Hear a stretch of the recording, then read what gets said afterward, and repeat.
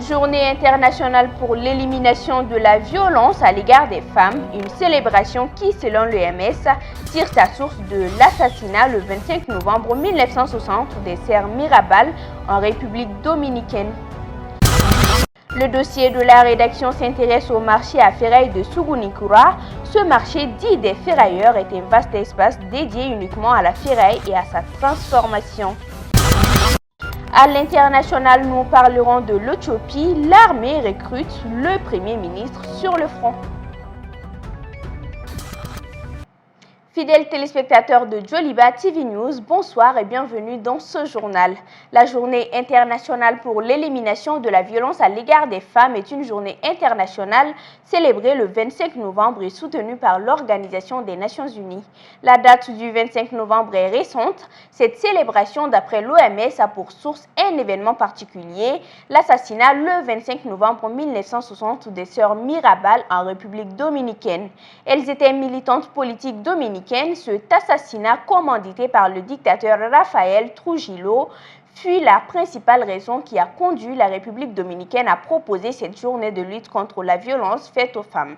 En 1993, l'Assemblée générale des Nations unies a adopté la déclaration sur l'élimination de la violence à l'égard des femmes qui a défini le terme « violence à l'égard des femmes » pour tout acte de violence dirigé contre le sexe féminin et causant ou pouvant causer aux femmes un préjudice ou des souffrances physiques, sexuelles ou psychologiques, y compris la menace de tels actes, la contrainte ou la privation arbitraire de liberté, que ce soit dans la vie publique ou dans la vie privée.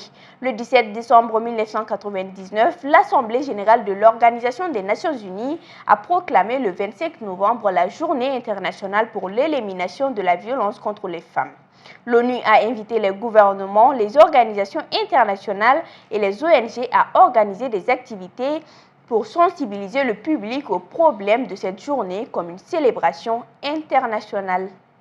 Retour sur le plan national, l'Institut néerlandais pour la démocratie multipartite a organisé la sortie de promotion dédiée à Mamadou Konaté et Thomas Sankara, suivant le reportage de Fanta Diarra et Bakoro Banyari.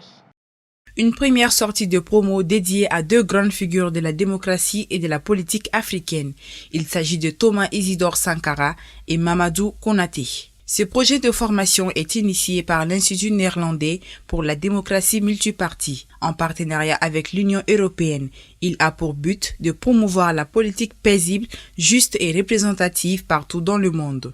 Bart Ovry, l'ambassadeur de l'Union européenne, se félicite de ce projet et encourage les récipiendaires. Le projet, c'est non seulement ce que nous avons vu aujourd'hui, un groupe de jeunes qui ont été formés, qui sont soudés, qui se sont trouvés les uns et les autres, mais c'est aussi bientôt 5 nouvelles promotions. Plus de 200 jeunes qui viendront dynamiser, je l'espère vivement, la vie politique malienne et qui vont confirmer l'engagement civique des Maliennes et des Maliens. Ceci n'est pas un aboutissement. Ceci, mesdames, messieurs les promotionnaires, c'est un point de départ d'un parcours que j'espère très fructueux. Quant aux deux ministres, ils se sont réjouis de cette remise et demandé aux récipiendaires de s'engager pour une meilleure politique. Au terme de cette formation, vous allez poursuivre vos engagements riches de connaissances, de compétences et valeurs acquises que vous partagerez avec vos concitoyens afin de renforcer et simplifier les actions déjà posées sur le terrain par vos différentes organisations.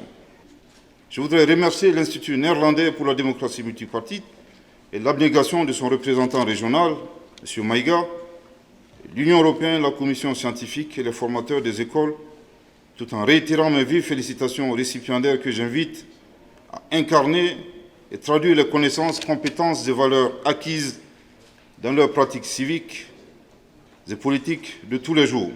Chers jeunes, vous constituerez désormais une véritable pépinière pour faire la politique autrement. Plus que jamais, les yeux sont rivés vers vos faits et gestes. Je vous invite, chers jeunes, à pédaler et qu'ensemble nous pédalions pour amener notre pays à bon port. Les deux majors de promotion saluent l'initiative et affirment qu'ils en feront bon usage des acquis. Cette formation nous donne des pistes pour lever les pièges et nous assumer pleinement. Parce qu'à travers ces formateurs, nous avons appris à structurer nos interventions et à être clairs dans nos prises de parole. Nous avons appris à connaître l'histoire politique du Mali et l'évolution des courants démocratiques dans le monde. Nous avons appris à comprendre la conception, la mise en œuvre, le suivi et l'évaluation des politiques publiques. L'école politique a regroupé pendant 3 mois 60 candidats rigoureusement sélectionnés par une commission scientifique. Ces 60 jeunes disposent désormais des bases nécessaires pour entamer ou poursuivre une carrière politique ou au sein de la société civile. Le Centre international pour le conseil et la formation CICF a organisé une journée d'échange intitulée « La journée de l'entreprise responsable ». Objectif, discuter du rôle du secteur privé dans la lutte contre les changements climatiques et aussi dans le développement durable au Mali. Fanta Diarra et Eladji Malik Guitei. Mettre l'accent sur le rôle des entreprises privées dans la lutte contre les changements climatiques au Mali, c'est l'objectif principal de cette journée qui se veut un cadre d'échange sur les enjeux du développement durable au Mali.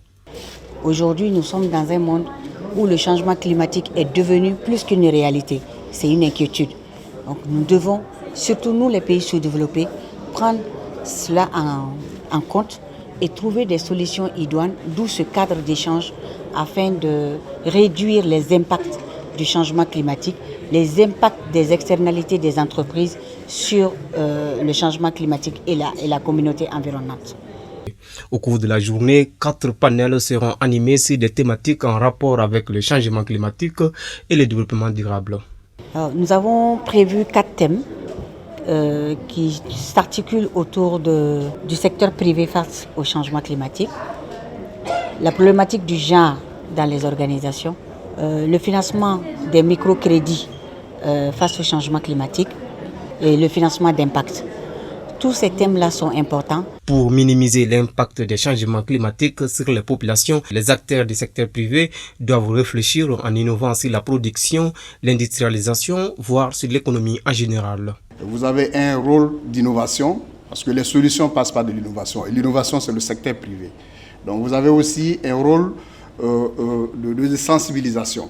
Dans le cadre de la responsabilité et sociétale des entreprises et de la politique environnementale des entreprises, vous êtes amenés aussi à proposer de l'innovation, à proposer des solutions qui font que nos agriculteurs qui sont loin de Bamako vont s'adapter. Donc tout ceci à travers le secteur privé. Pour atteindre ces objectifs, l'adaptabilité face aux défis des changements climatiques reste l'une des meilleures solutions. Du 25 au 27 novembre, NECAMAG organise la première édition de la Semaine des entreprises. Cet événement est né de la volonté de rapprocher le monde de la jeunesse et celui de l'entreprise afin de préparer l'intégration des jeunes dans le monde du travail et de leur donner envie de devenir entrepreneurs. 2 jeunes entrepreneurs qui participent à cette semaine nous parlent de leur parcours ainsi que de leurs impressions au micro de Aïssata Traoré et de Bourema Doubari. Ce que je peux dire à la jeunesse, c'est que personne ne fera à notre place ce que nous devrions faire. Donc c'est de croire en nous, c'est de penser que nous pouvons changer les choses et de commencer avec le minimum de fonds que nous avons pour pouvoir réaliser notre projet. Et surtout, soyons passionnés par nos différentes activités parce que c'est ce qui nous permettra de pouvoir tenir jusqu'au bout. Je félicite beaucoup l'équipe NECAMAG pour cette initiative parce que rassembler les entrepreneurs maliens en un seul coin, c'est déjà consolider l'écosystème entrepreneurial et aussi permettre aux structures étatiques de voir un peu ce que nous faisons comme activité. Dans un point de presse tenu hier, mercredi 24 novembre 2021, dans l'enceinte du groupement mobile de sécurité GMS, la synergie des syndicats de la police nationale a réagi suite à la création de la nouvelle unité antiterroriste dénommée Force antiterroriste FAT. Écoutons leur réaction au micro de Abdoulaye Koniba Konaté et Moussa Tembini. La synergie des syndicats de la police nationale a appris à travers l'arrêté interministériel numéro 4649 MSPC MDAC SG du 10 novembre 2021, la création d'une unité antiterroriste dénommée Force antiterroriste, FAT en abrégé, rattachée au ministère de la Sécurité et de la Protection civile, est placée sous le commandement direct du ministre de la Sécurité et de la Protection civile. Cette nouvelle formation est composée exclusivement de la Gendarmerie nationale et de la Garde nationale, des corps militaires rattachés au ministère de la Sécurité et de la Protection civile pour emploi.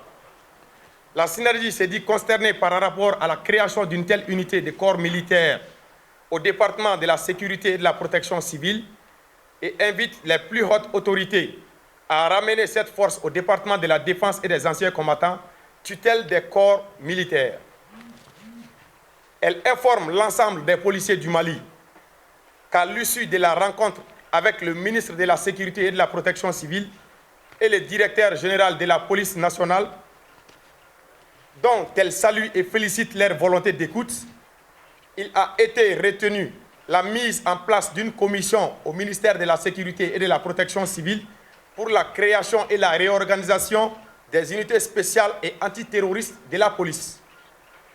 Au sujet des travaux de rectification des grilles, la synergie a été informée de la mise en place prochaine d'une commission au ministère du Travail, de la Fonction publique et du Dialogue social, dont elle attend incessamment les conclusions. Elle rassure qu'elle privilégiera la voie du dialogue pour l'instant avant d'agir par tous les moyens légaux afin d'obtenir satisfaction. Pour ce qui est du statut en relecture, la synergie des syndicats porte à la connaissance des policiers qu'ils se trouvent au niveau du secrétariat général du gouvernement pour les dernières modalités de son adoption. Je vous le disais dans le sommaire, le dossier de la rédaction est consacré au marché à Ferraille. Contigui au marché Sugunikura en allant au quartier Hippodrome, le marché des ferrailleurs est un vaste espace dédié uniquement à la ferraille et à sa transformation. Du tri en passant par le découpage des métaux, c'est un business qui est créé autour de ce secteur porteur pour les jeunes. Aruna Saliakone y a fait un tour. Ici, c'est le marché des ferrailles, un bazar à ciel ouvert. Une mini-industrie qui donne une seconde vie aux barres de fer obsolètes pour des industries, des mines, des voitures déposées au cimetière. Nous cherchons les ferrailles du deuxième choix. Peut-être ceux dont l'usine ne peut pas utiliser en temps réel, quoi. Voilà, donc on cherche ces ferrailles pour pouvoir utiliser ça. Redonner vie à la ferraille passe par l'étape du découpage, ensuite celle de la transformation. En général, nous découpons d'abord le fer avant de le vendre. Nous transformons l'aluminium en marmite et casserole. Nous fabriquons aussi des pièces de rechange à partir de l'aluminium. D'autres se chargent des épaves de voitures.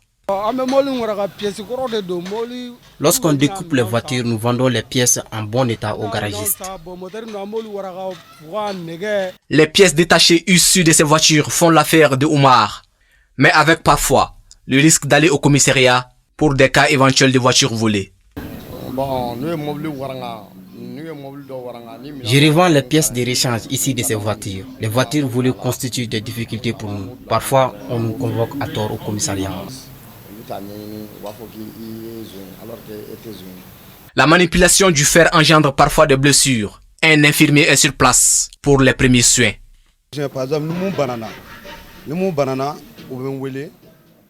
Je m'occupe des soins préliminaires en cas de blessure. S'il y a complications, je les accompagne dans une clinique. Au marché des ferrailleurs, rien ne se perd, tout se transforme.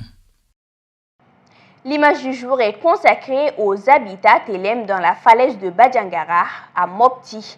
Les Télème, ceux qui étaient avant nous, selon l'expression des Dogons, sont un peuple qui vivait au Mali dans la falaise de Badjangara, dans ce pays qui deviendra le pays Dogon. Dans les alvéoles rocheuses de cette falaise rouge, des constructions anglaises abritent des ossements des Télème ainsi que des vestiges témoins de leur civilisation bien antérieure à celle des Dogons. L'arrivée des Télème à Badjangara, où ils auraient succédé aux Toloy, remonte au XIe siècle. Les fouilles archéologiques ont permis de retrouver de nombreux ossements, mais aussi des objets comme des tissus, de la vannerie, des perles, des poteries. Ils vivaient en troglodytes, construisant leurs maisons dans la falaise. De petite taille, ils sont à tort souvent associés aux pygmées. Ils vivaient de la pêche, de la cueillette, de l'agriculture à la houe, de l'élevage et de la chasse à l'arc. Dans les nécropoles, ils plaçaient les offrandes aux côtés des défunts. Tantôt dans leurs vêtements, les femmes portaient un cache-sexe de fibres tressées ou parfois enveloppées dans des couvertures. Les squelettes gisant épars, de toute évidence, les dépouilles furent progressivement déplacées afin de ménager l'espace pour de nouvelles inhumations. Afin de pouvoir établir l'identité biologique de la population Télème, ces squelettes ont été examinés. Ils appartiennent tous à un seul groupe à caractère anthropométrique reconnaissable dont la composition génétique n'a pas beaucoup changé pendant les 5 siècles de son existence. Au XIVe siècle, les Dogons venant du pays mandé et qui fuient l'islamisation arrivent dans les falaises. Les Télèmes fuient à leur tour pour se réfugier vers le sud au Mali et au Burkina Faso. Quelques villages Télèmes existent encore autour de la frontière avec le Burkina Faso, dont le village de Yoro au Mali. Les anciennes maisons des Télèmes, sises à hauteur le long de la falaise, serviront de cimetière pour les Dogons qui hissent les corps de leurs morts à l'aide de cordes. À présent, l'actualité internationale avec Oumou Makalou. En Éthiopie, l'armée recrute de nouveaux soldats alors que le Premier ministre Abiy Ahmed a rejoint le Front pour, selon un média d'État, diriger une contre-offensive contre les rebelles qui menacent de prendre la capitale. J'ai été stupéfait quand j'ai appris que le Premier ministre Abiy Ahmed avait l'intention de rejoindre les soldats sur le terrain. Quand un leader quitte son fauteuil, son autorité, son trône, c'est pour sauver son pays. Son objectif n'est pas de vivre, mais de sauver ce pays. Et j'ai sangloté quand il a dit « Suivez-moi » et qu'il est parti au front. Arrivée des secours alors qu'au moins 11 personnes ont été tuées et près de 50 sont portées disparues après un accident dans une mine de charbon de Sibérie, une nouvelle catastrophe qui frappe un secteur régulièrement endeuillé en Russie. Après des opérations menées toute la matinée pour retrouver les mineurs bloqués sous terre, les services de secours ont annoncé dans l'après-midi avoir dû temporairement suspendre leur travail à cause d'un risque d'explosion. Selon le service de presse du gouverneur local, 285 personnes se trouvaient dans la mine au moment de l'accident, dont les causes n'étaient pas connues dans l'immédiat. Au moins 11 personnes sont mortes et 46 étaient coincées à l'intérieur de la mine, a indiqué la même source, ajoutant qu'il n'y avait aucun contact avec les mineurs disparus. Un précédent bilan faisait état de 49 personnes encore à l'intérieur. Le président russe Vladimir Poutine a exprimé ses profondes condoléances aux familles de mineurs décédés, a indiqué son porte-parole Dmitry Peskov, ajoutant espérer que les personnes sous terre pourront être secourues. Un accident dans cette même mine avait déjà eu lieu en octobre 2004, lorsqu'une explosion de méthane avait tué 13 personnes. Selon les médias russes, une explosion y avait aussi tué 5 personnes en 1981, à l'époque soviétique. Voyons l'actualité culturelle du pays. Le film intitulé 75 000 $ du jeune réalisateur malien Moïse Togo a reçu le mercredi 20 novembre 2021 à Munich, en Allemagne, la mention spéciale du jury de la 40e édition du Festival du film de Munich, le deuxième festival de cinéma le plus important d'Allemagne après le Berlinale. Il se tient chaque année à Munich depuis 1983.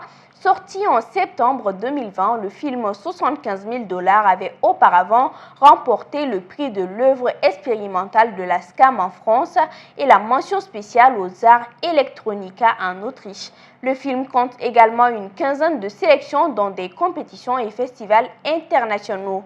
Le film 75 000 $ évoque l'albinisme, qui est une anomalie génétique et héréditaire qui affecte non seulement la pigmentation, mais aussi et surtout les conditions physiques et morales des personnes qui en sont atteintes. Toujours en culture, nous recevions dans notre précédente édition l'artiste chanteuse Mariam Kone pour parler de sa participation à l'Expo 2020 de Dubaï. Officiellement ouverte le 1er octobre 2021, l'Expo 2020 de Dubaï est la première exposition universelle organisée au Moyen-Orient. Avec pour thème « Connecter les esprits, construire le futur », cette exposition enregistre la participation de 190 pays du monde et va durer jusqu'au 31 mars 2022. Suivons. J'ai participé à Dubaï Expo 2020 avec Mboka Project. C'est un projet musical regroupant des musiciens du Maroc, du Sénégal, du Mali, du Congo, de la Côte d'Ivoire. Et nous avons été invités par le pavillon du Maroc. Voilà. Comme il y a plusieurs pavillons, chaque pays a sa représentation. C'est le pavillon du Maroc qui nous a invités pour l'esprit panafricain. C'est une première et ma première fois de participer déjà à une exposition universelle, internationale. Donc je ne savais même pas que ça existait. Grâce à ce projet, voilà, je me suis retrouvée parmi tant de musiciens. À l'ouverture de l'Expo 2020, il y avait Angélique Kidjo. On n'a pas joué ensemble, mais voilà, nous l'avons. Après elle, nous sommes arrivés à Dubaï Expo 2020, donc ça compte beaucoup.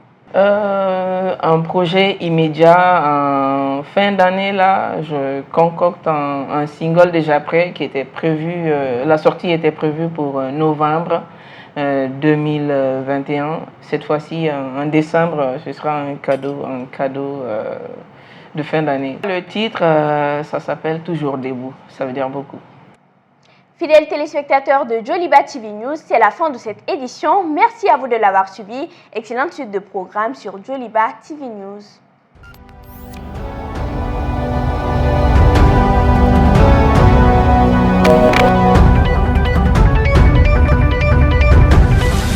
Joliba Evening News.